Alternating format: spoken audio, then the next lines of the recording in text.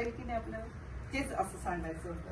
आता अर्धचंद्र.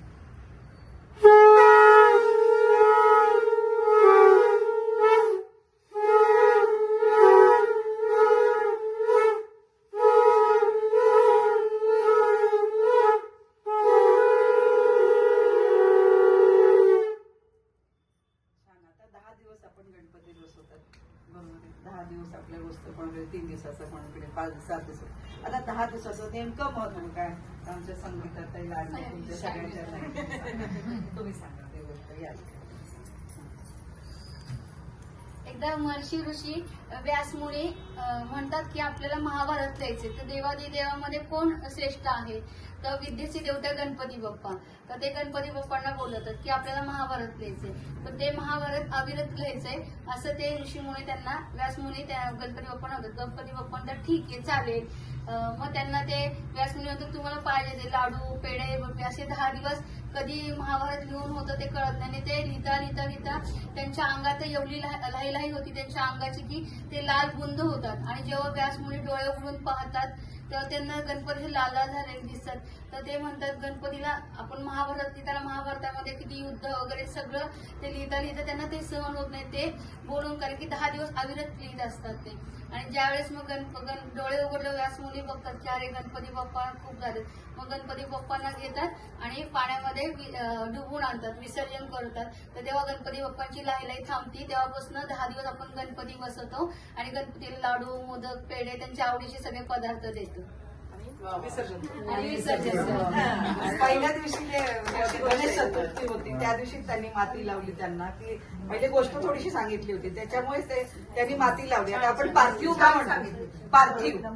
पार्थिव म्हणजे गणपती मातीचं, पूर्वी मातीचेच करत होते, आता आले सगळं, पण त्या मातीमध्येच गणेश तत्व असतं खरं तर. म्हणून आता बघा तुम्ही थोडा रिव्हर्स गेला तर आता परत यायला लागले. कुठेतरी असं आहे कलाटणी व्हायला लागलेली आहे, थोडं चेंज होते, पिढी पण चेंज होतीये.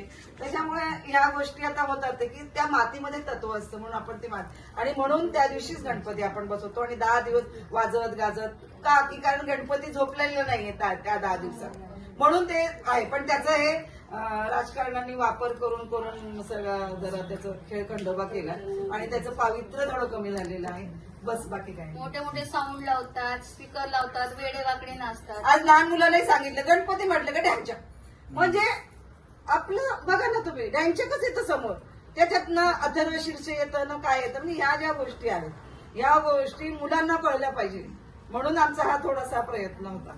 आणि आता तुतारीमध्ये गणाचा महाराज आहे तो बसलेला आहे, तो त्याचा आपण बघा पूर्वी आपण आता राजे महाराजे तर आपणच आहोत, आपणच राणी, आपणच दासी, आपणच सर्वच आहे. तर असा हा महाराजा आपल्याकडे बसलेला आहे, तर त्याला स्वागत आपण तुतारी वाजून करूया.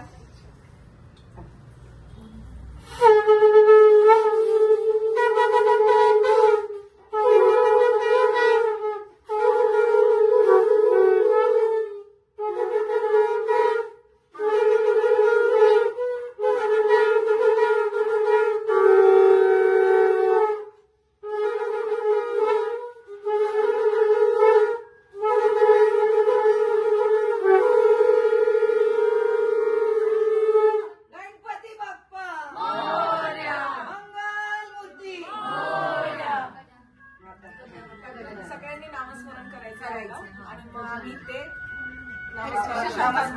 बोलणार. गजानना गजानना बाप्पा गजानना गजानना गजानना बाप्पा गजानना गजानना गजानना बाप्पा गजानना गजानना गजानना बाप्पा गजानना गजानना गजानना बाप्पा गजानना.